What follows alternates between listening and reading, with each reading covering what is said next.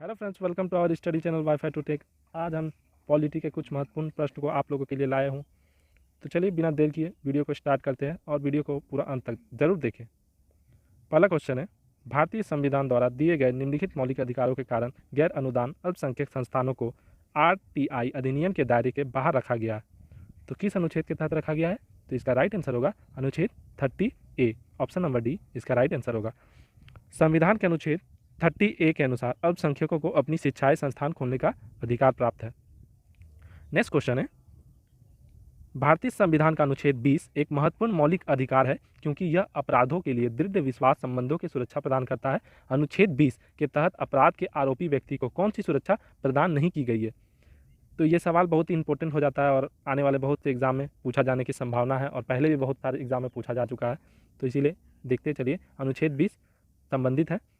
Option number D इसका right answer होगा 24 घंटे के भीतर एक मजिस्ट्रेट के सामने पेश किया जाने का अधिकार। तो भारतीय संविधान में 24 घंटे के भीतर एक मजिस्ट्रेट के सामने पेश किया जाना अनिवार्य हो जाता है।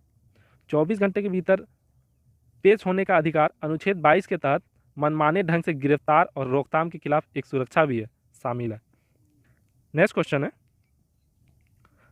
भारत के निर्वाचन आयोग के चुनावों से कौन सा चुनाव संबंधित नहीं है? तो निर्वाचन आयोग के चुनावों से ऑप्शन नंबर सी राज्य की पंचायतें और नगर पालिकाएं संबंधित नहीं है। ऑप्शन नंबर सी इसका राइट आंसर होगा। चुनाव आयोग के संसद, राज्य विधायिका, राष्ट्रपति और उपराष्ट्रपति का चुनाव अधीक्षक, दिशा और नियंत्रक की शक्ति है, लेकिन राज्य और पंचायतों की पालिकाएं की शक्ति नहीं प्रदान है। नेक्स्ट क्वेश्चन है, संविधान का अनुच्छेद 1, 2, 3, 123 किससे संबंधित है? तो अनुच्छेद 123 राष्ट्रपति के अध्यादेश से, ऑप्शन नंबर 1 इसका राइट आंसर है, राष्ट्रपति के अध्यादेश से संबंधित है। भारतीय संविधान अनुच्छेद 123 राष्ट्रपति से अध्यादेश से संबंधित है। तो आइए चलते हैं नेक्स्ट क्वेश्चन में। नेक्स्ट क्वेश्चन है, सबसे बड़ा न्यायिक क्षेत्र किस उच्च न्यायालय का है? तो सबसे बड़ा न्यायिक क्षेत्र गुवाहाटी उच्च न्यायालय, ऑप्शन नंबर बी इसका राइट आंसर होगा, गुवाहाटी उच्च न्यायालय का है। गुवाहाटी उच्च न्यायालय न्यायिक क्षेत्र 7 राज्यों में है। तो नेक्स्ट क्वेश्चन है, प्रधानमंत्री कार्यालय PMO के बारे में कौन सा कथन असत्य है? तो इसका राइट आंसर होगा, यह संवैधानिक संस्था है, ये असत्य है, यह एक गैर संवैधानिक संस्था है, यह सत्य है। ऑप्शन नंबर 1 इसका राइट आंसर होगा, PMO जो है यह एक गैर संवैधानिक संस्था है, ना कि संवैधानिक संस्था। नेक्स्ट क्वेश्चन है, निम्नलिखित में से कौन सी भाषा संविधान की 8वीं अनुसूची में नहीं है? तो कौन सी भाषा संविधान के 8वीं अनुसूची में नहीं है? तो इसका राइट आंसर होगा फारसी भाषा, ऑप्शन नंबर ए 8वीं अनुसूची में संबंधित नहीं है। नेक्स्ट क्वेश्चन है, निम्नलिखित में से संविधान का कौन सा भाग संशोधन नहीं किया जा सकता? तो संविधान का न्यायिक समीक्षा में संशोधन नहीं किया जा सकता। ऑप्शन नंबर 1, ऑप्शन माफ कीजिएगा, ऑप्शन नंबर 4 इसका राइट आंसर है, न्यायिक समीक्षा।